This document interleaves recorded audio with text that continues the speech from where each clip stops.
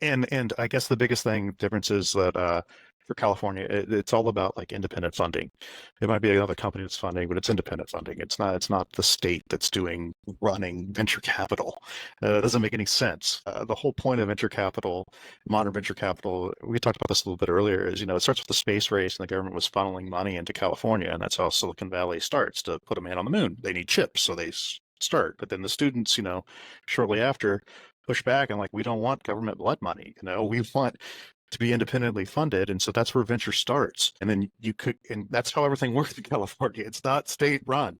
And then you come back to Ohio and everything I go to is about Jobs Ohio, Ohio X, Ohio this, Ohio that. Ohio needs to do this. They need to give more money. We need to match more SBIRs. We need to Ohio, Ohio, Ohio. And I'm like, what the heck? Where is this? Like, does nobody know how venture even started? It appears they have. They don't. I'm not trying to like shit on Ohio here or anything like that. It's very backwards. It's very backwards. It's very different. The factoid that I've seen over the last year is, Ohio's 47th in venture funding, and I can feel it. It's bad. But yeah, funding here across the board is crazy, crazy bad in a lot of ways. I think it all starts with people thinking that the state, is the place to go. But then the state also gatekeeps a lot of it too, through Ohio Third Frontier Foundation and things like that. But from what I've heard, Ohio Third Frontier is going away. So I don't know if that's going to be good or bad, but it's interesting. So, what advice would you give an emerging artist, emerging creative who wants to either lead an arts nonprofit? You said you run on nonprofit startups. What would you tell yourself, your Ah, 30-year self yeah, today, yeah. on how to navigate? But get out of your backyard. First and foremost, there's a whole world out there of opportunities that's not just Ohio. And I'm not saying you have to leave Ohio. I'm just saying, but go visit. Go visit how other places do things and bring those ideas back. There's a lot of talk about boomerangs. I'm a boomerang. They call me that because I was in Ohio. I went out to the coast, then I come back, got boomerang back. And a lot of people expect me to bring something back from like California and some knowledge or whatever.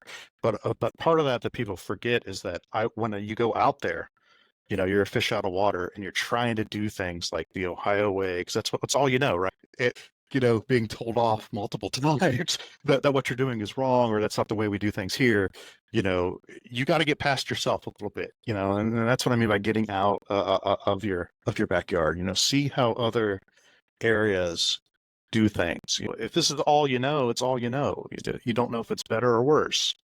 Getting out and seeing how things go is highly important. That's for everything in life. That's not just arts.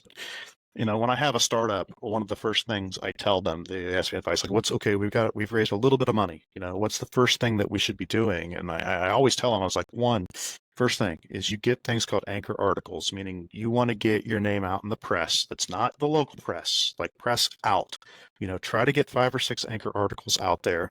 Um, so that when anybody's doing due diligence or looking you up, that they can see that, somebody else is telling your story, that you're not just you talking, about yourself.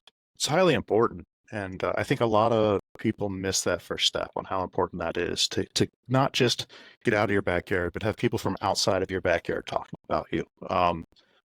It goes a long, long, long way. So Do you think then you talked about, boomerang coming back, bringing back knowledge you've learned elsewhere, change, the need for change or a mindset, perhaps in Ohio or the Midwest? Where do you start with that and how to change how we view arts, creative technology, VC, all of that mindset, industry building? yeah, it's tough. It's such a huge undertaking, right? Like, and I'm not even sure. I'll tell you right now, I'm not sure. Still trying to figure that out myself, being back here and trying to figure out who I should be working with, who I should be talking to. I mean, that's what brought us together, like it was from referrals. Like Jace, you need to meet Angela, so I don't have like if I knew exactly what to do there, I don't know if I'd even be on the podcast. I would be doing that. But there are some things that I think are critically important. I think we have a problem here in Ohio with business formation. I think we have loopholes around LLCs, which are pretty cool for limited liability companies, and I think artists can really lean into that. But when it comes to like corporate level, it's really bad. It's really bad. We have one of the most repressive of corporation formations in the country, which is bad because when it comes to startups, most investors outside Ohio are going to look for a corporation. They want a corporate structure. Usually it's out of Delaware that they can understand. But Ohio's got a very weird corporate structure, and it blows my mind of how we have those things set up.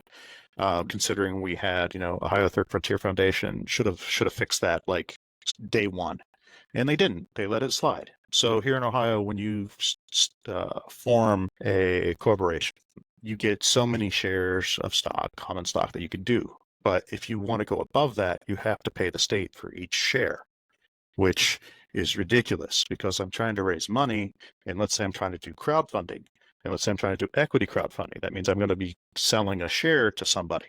Well, now I've got a built-in cost that I have to pay the state before I can even go out and raise the money from crowdfunding, which the federal government has allowed, and so we're really behind. And that's a very big example of how just doing it wrong. And the gatekeepers never pushed back to think like, hey, you know what, maybe we shouldn't charge people that need to go raise money before they go to try to raise it.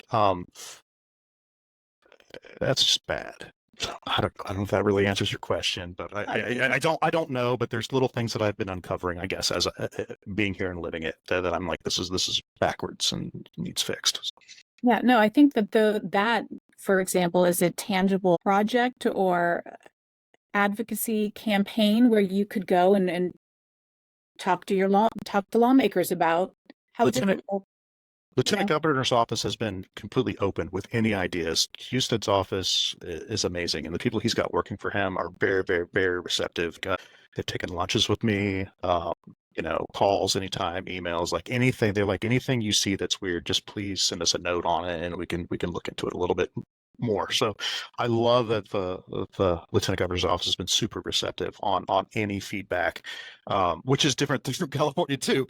Like I'd never have access to those people, unless they're at a party that I happen to, they happen to be there for a fundraiser or something, but so I like that. That's very much a positive thing here in Ohio, is that we're still small enough that you can get that access to those, like the Lieutenant Governor's office. That to me, that's amazing. But it's all about the messaging and being able to have some knowledge to pass on and see why this is wrong or how you've seen it someplace else. And if it's all you really can't have that conversation. How big is the community around technology, creative tech, independent filmmaking, or those types of projects that you're involved in? How big is that community in Central Ohio or in Ohio, the Midwest in general? So 5 years ago, when I was started with the film festival here, like the quality of films we were seeing from Ohio filmmakers were pretty low.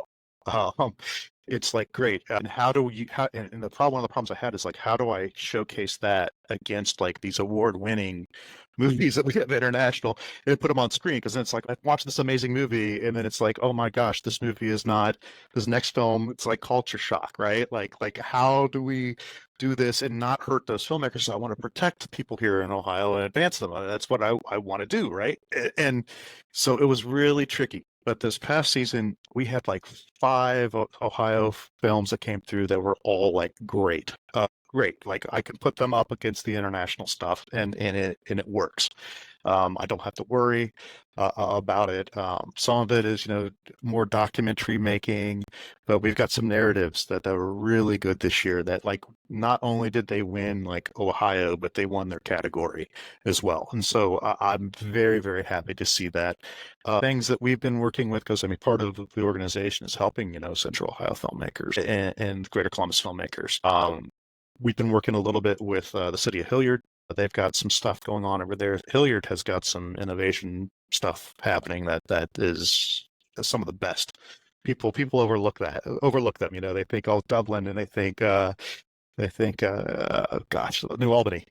But don't overlook Hilliard. Don't sleep on them. They've got some stuff going on out there that's really interesting with innovation. I know they've got a startup innovation contest coming up with some judging that's happening, I think, next month, where they're Can give startups can win up to like $25,000, things like that. But there also have some filmmakers out there that I meet with about once a month about how can we help them get their films out there and done. And one of the things we can also do is with the organization, with the film organization, is that we could do really low cost screenings at like places like the Phoenix and things like that. So if you're a filmmaker and you want something screened here in Central Ohio, we can make that happen at a very, very, very affordable costs. Lowest in town, I can guarantee that.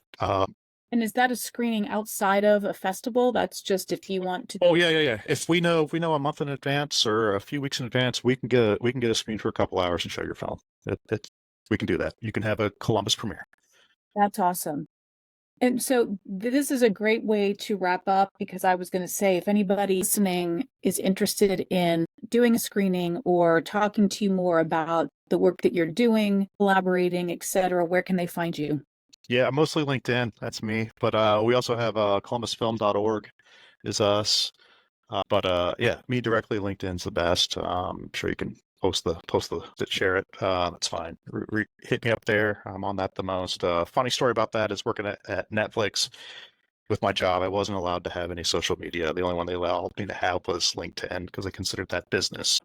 I don't really have any other social media. So, LinkedIn is the way to get a hold of me. I've heard it said that LinkedIn today is like Facebook 2013. It's very much like that. I mean, you still got access, and you can find some really, really, really smart people. And I mean, we've done a lot of talking on LinkedIn. It's just how it goes. It's like friends of friends helps. Validate what you're saying, who you are, and lowers the risk. Meeting new people, I guess. Yeah, absolutely. Well, Jace, I really appreciate your time. We will post your contact information along when we publish this, and hope that people reach out and look to see a Columbus screening debut sometime soon of these fantastic filmmakers that are continuing to work and grow in Central Ohio and across Ohio. Well, thank you. Thanks for having me, and it's good talking. Thanks, Jace.